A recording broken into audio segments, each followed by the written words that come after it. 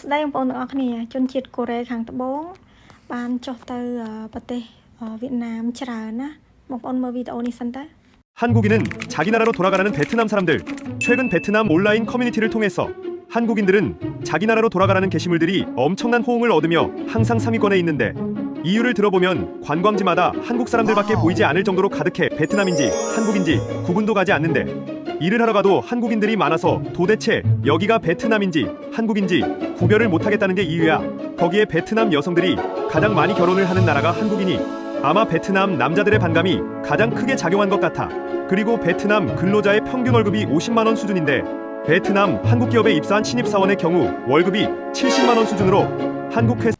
បងប្អូនឃើញគេរៀបរាប់ទេប្រទេសមួយដែលអភិវឌ្ឍគឺមានជនជាតិបរទេសទៅធ្វើមុខជំនួញនៅនឹងច្រើនទៅទេសចរប្រទេសនឹងច្រើនបងប្អូនឃើញប្រទេសវៀតណាមគឺអភិវឌ្ឍលឿនមែនតែនចាប្រទេសនានាគឺសម្រុកទៅប្រទេសវៀតណាមសូម្បីតែប្រទេសវៀតណាមគឺជាប្រទេសកុម្មុយនីសមួយប៉ុន្តែទៅដល់ការហូបចុកគេធូរថ្លៃប្រជាជនគេសម្បូរអ្នកចេះអញ្ចឹងហើយមនុស្សកាន់តែទៅច្រើនដូចនៅក្នុងការវីដេអូនេះហ្នឹងគាត់បានរៀបរាប់ថាប្រទេសវៀតណាមជនជាតិកូរ៉េទៅប្រទេសវៀតណាមច្រើនរហូតដល់ពិបាកនឹងការបែងចែកថាជនជាតិវៀតណាមឬក៏ជនជាតិកូរ៉េអញ្ចឹងច្រើនមែនតើអ្នកទៅទេសចរ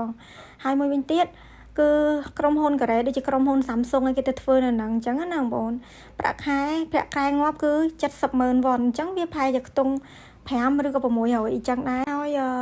នៅប្រទេសវៀតណាមប្រាក់ខែគេងាប់ក៏បាន 50,000 វ៉ុនដែរថាខ្ទង់400អីចឹងទៅ400ជាងអីចឹងហើយចុះនៅគេថែមម៉ោងថែមអីទៀតនោះ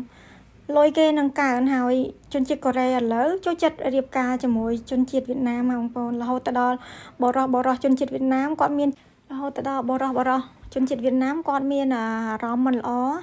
ដោយសារតែនារីជនជាតិវៀតណាមចូលចិត្តរៀបការជាមួយជនជាតិកូរ៉េចា